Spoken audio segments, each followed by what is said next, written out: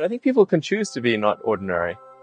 You know, they can choose to not necessarily conform to the conventions that were taught to them by their parents.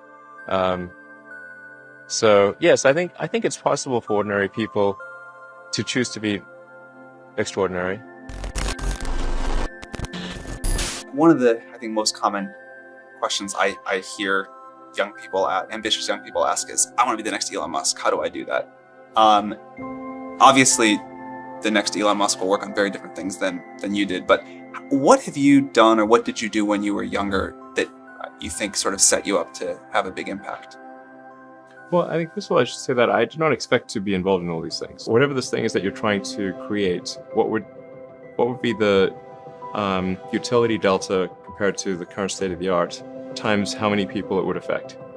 So that's why I think having something that makes a big difference but affects a sort of small to moderate number of people is great, as is something that makes even a small difference but affects a vast number of people. If somebody is doing something that is useful to the rest of society, I think that's a good thing. Like, it doesn't have to change the world. Like, you know, if you're doing something that has high value to people, and frankly, even if it's like just a little game, or you know, some improvement in photo sharing or something, if it has a small amount of good for a large number of people, I think that's fine. Like, stuff doesn't need to be changed the world just to be good.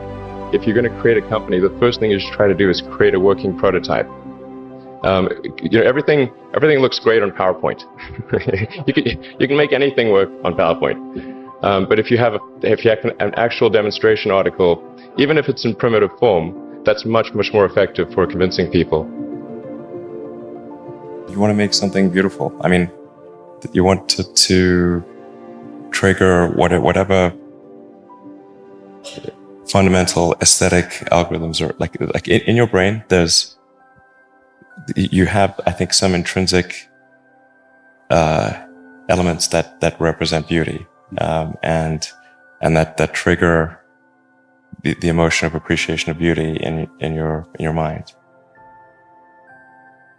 And I think that these are actually relatively consistent among people. I mean, not completely.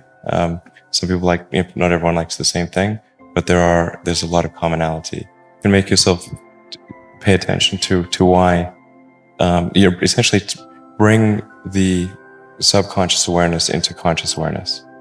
God, I wish I could do that. How do you do that? just pay really close attention. Almost like a meditation on the object, and trying to find the details. Like, why do I not like this? Is that what? Yeah, just look closely and carefully. Being focused on something that you're confident will have high value to someone else, and just being really rigorous in making that assessment, because people tend to, a natural human tendency is wishful thinking. So a challenge for entrepreneurs is to say, well, what's the difference between really believing in your ideals and sticking to them versus pursuing some unrealistic dream that doesn't actually have merit? And that is a really difficult thing to tell you. Can you tell the difference between those two things? Right. You know? So you need to be sort of very rigorous in your self-analysis. I think certainly extremely tenacious, and then just work like hell. I mean, you just have to put in, 80 to 100 hour weeks every week. That's And then a lot of work. All those things improve the odds of success. Okay. I Great. mean, if other people are putting in 40-hour work weeks and you're putting in 100-hour work weeks, then even if you're doing the same thing, you know that in 1 year you will achieve what they achieve. You will achieve in 4 months what it takes them a year to achieve. Don't just follow the trend. So you may have heard me say that it's good to think in terms of the physics approach of first principles, which is, rather than reasoning by analogy, you boil things down to the most fundamental truths you can imagine, and you reason up from there. And this is a good way to figure out if something really makes sense, or if it's just what everybody else is doing. It's hard to think that way. You can't think that way about everything. It takes a lot of effort. But if you're trying to do something new, it's the best way to think. And that framework was developed by physicists to figure out counterintuitive things like quantum mechanics. So it's really a powerful method. If you consider two futures, one where we are forever confined to Earth until eventually something terrible happens, or another future where we are out there on many planets, maybe even going beyond the solar system, I think that second version is incredibly exciting and inspiring, and there need to be reasons to get up in the morning. You know, life can't just be about solving problems. Otherwise, what's the point? There's got to be things that people find inspiring and make life worth living. I don't think everyone needs to go, try to solve like some big world-changing problem. I mean, I think that, like, I really think like we should just think like, are we doing something that's useful to the world? Like, if you're doing something useful, that's great. If you've done something that's useful to your fellow human beings, you've done a really good thing, and people should feel proud of doing that. It doesn't always have to be something that's going to change the world. I mean, sometimes the world should just keep going in a particular direction. Best thing for people to try to do is say like, hey, what is something that I can do that would really be useful to the world, and just do that. It's great. Well, you have to look at what's the definition of an ordinary person. I probably wasn't that ordinary, but my lack of ordinariness did not manifest itself until later in life, or wasn't all that obvious. But I think people can choose to be not ordinary. They can choose to not necessarily conform to the conventions that were taught to them by their parents. So yes, I think it's possible for ordinary people to choose to be extraordinary. It's really a mindset. You have to decide, we're going to try to do things differently.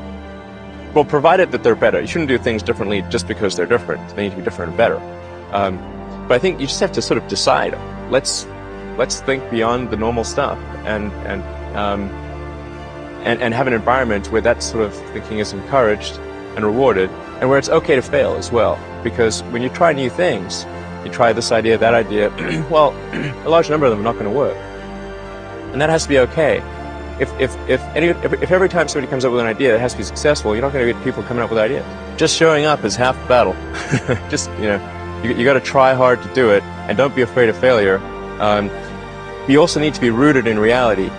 So you shouldn't, it's easy to get high in your own supply. You've got to not be afraid to innovate, but also don't delude yourself into thinking something's working when it's not. Or you're going to get fixated on a bad solution. Yeah, don't be afraid of new arenas. You can get a book, you can learn something, and experiment with your hands, and just make it happen. Find a way or make a way to get something done.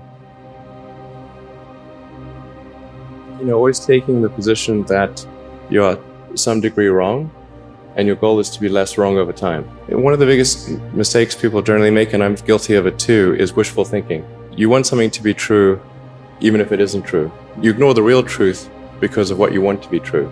If you just take that approach of you're always to some degree wrong, and your goal is to be less wrong, and solicit critical feedback, particularly from friends.